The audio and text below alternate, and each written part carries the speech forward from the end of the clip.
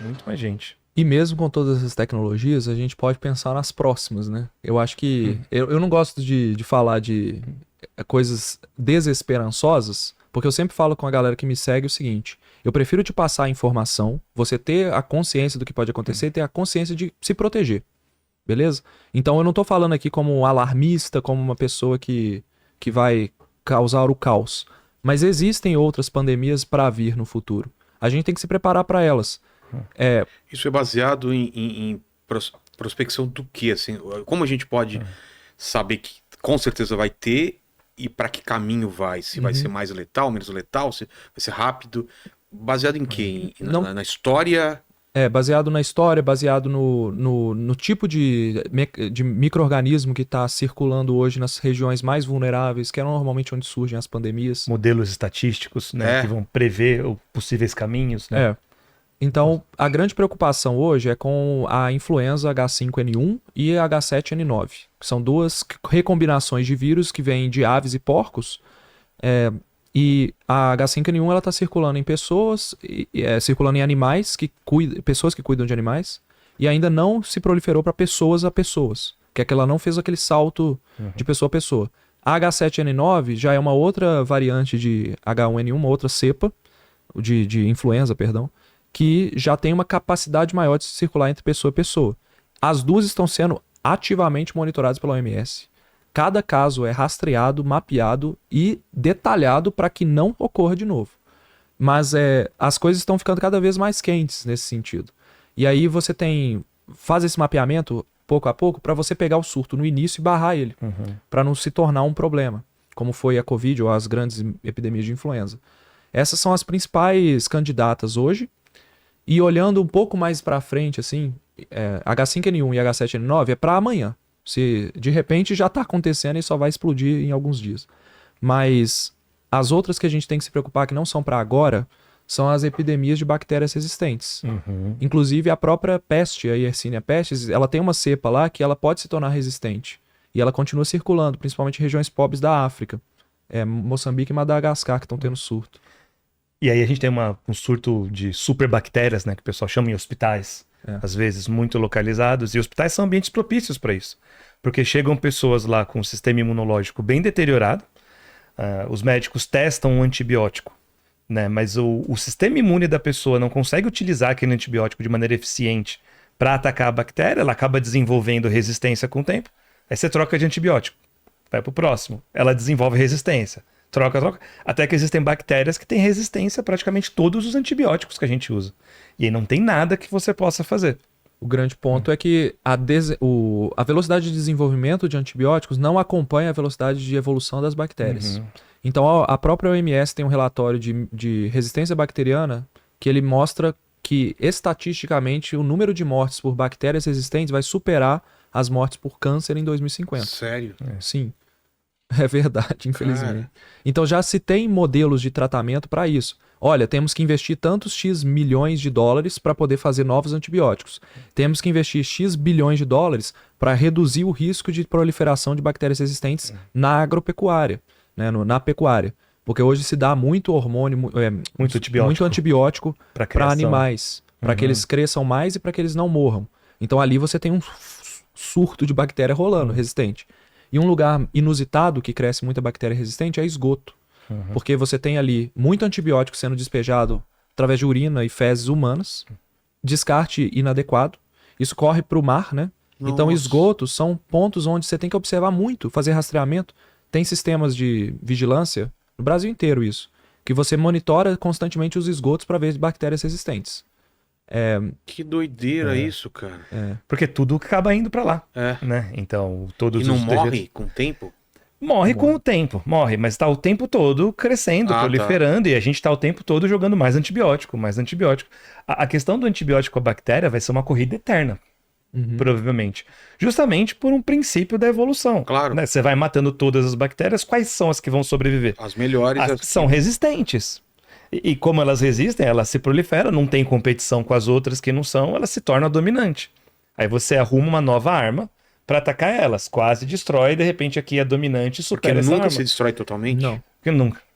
Você não tem nada. Você tem que fazer um mecanismo. Na verdade, o que cura doenças bacterianas é o sistema imune. No final das contas, é o sistema imune. Que ele tem os mecanismos para lidar. O antibiótico vai reduzir o número de bactérias ao ponto do sistema imune conseguir destruir. Entendeu? Tem uns vídeos no YouTube mostrando isso. Tem outros problemas também, né? Que é a questão de você usar antibiótico de maneira errada. Por que antibiótico tem que tomar, por exemplo, de 8 em 8 horas? Você tem aqui os pontos certos. É para a concentração daquele antibiótico não ficar pequena demais no seu organismo, a ponto de facilitar o surgimento de variantes. Por isso que batem tanto nesse negócio. Por isso que bate. Por isso que hoje em dia é muito mais limitado para você comprar antibiótico. Tem que ser com receita médica. Mas você lembra? Tem países que não é assim. Por exemplo, na Índia você tem uma disseminação de uso de antibióticos absurda. Porque eles não têm tanta rigidez. Entendi. E mesmo assim, a falta de informação... pouco tempo atrás mesmo, eu dei uma palestra numa escola e a quantidade de meninas que usavam antibiótico, assim, meninas de 15 anos, usavam antibiótico por causa de infecção urinária, comprava na farmácia do bairro sem receita e usava recorrentemente, falava assim, Lucas, eu já uso, no caso pode ser cefalexina, ciprofloxacino, são antibióticos comuns para tratamento disso. Eu já tenho na gaveta. Eu uso sem... Tem na gaveta, Começou a arder, eu já tomo. Só que, na verdade, você está selecionando bactérias que podem ser um risco para você.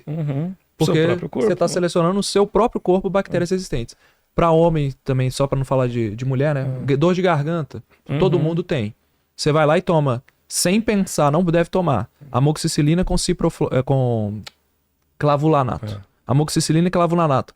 Vou tomar amoxicilina com clavulanato porque aí já mata tudo de uma vez. A pessoa nem sabe por que ela está tomando o negócio.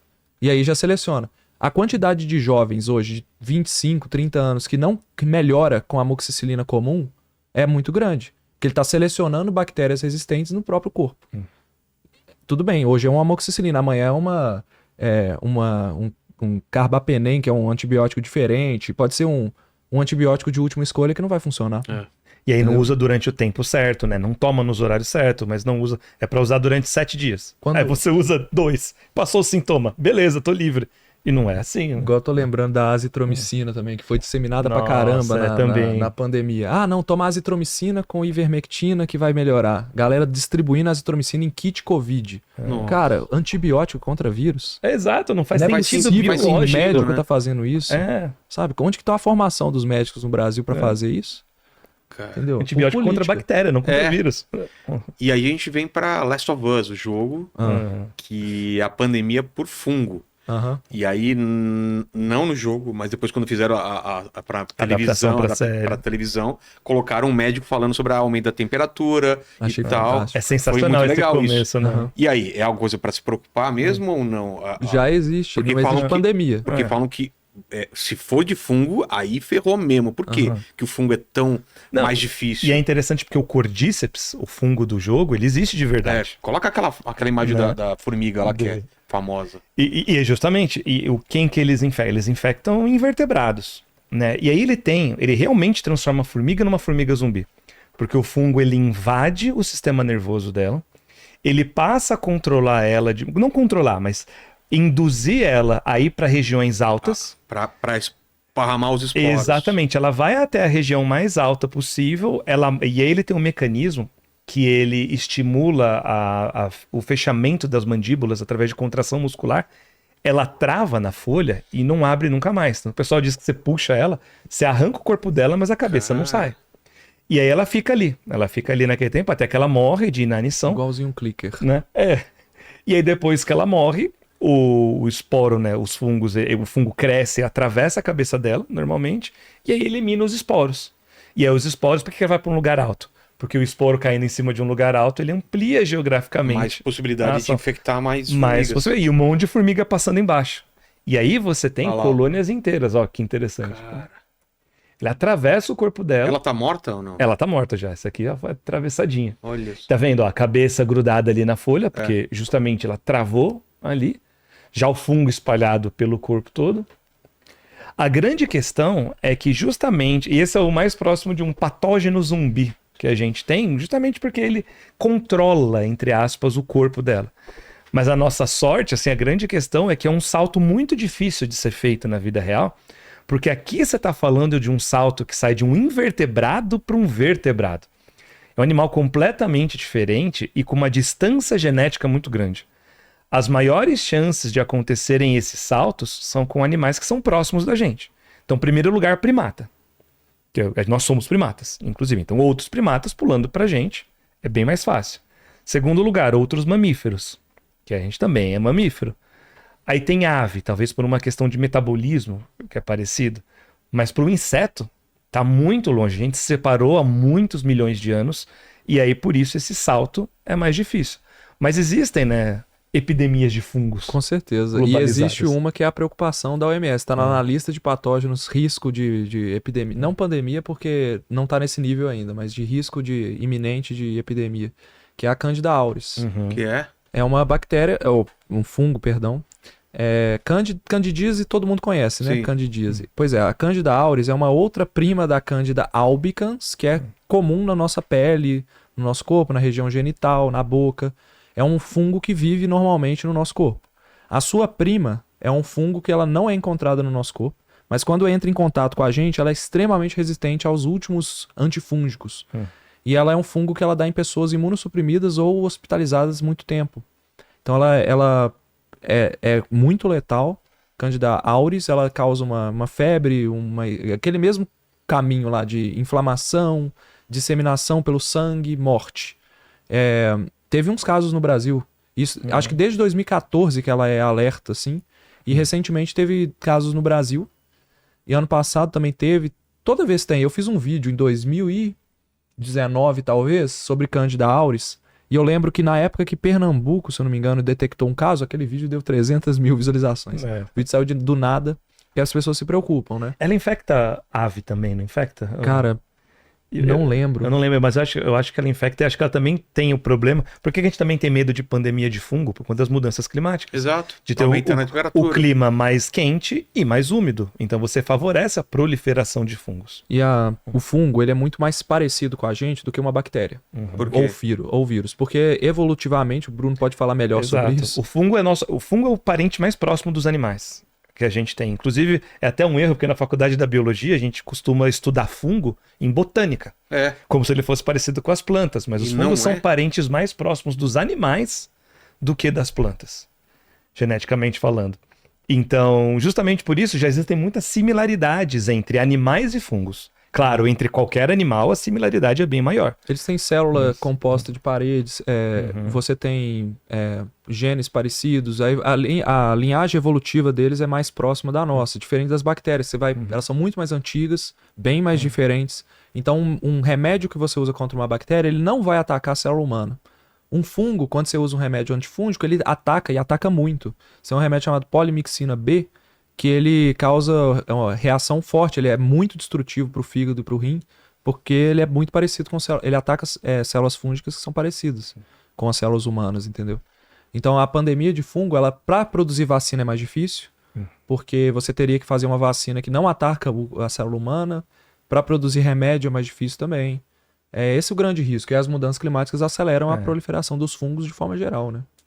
Tanto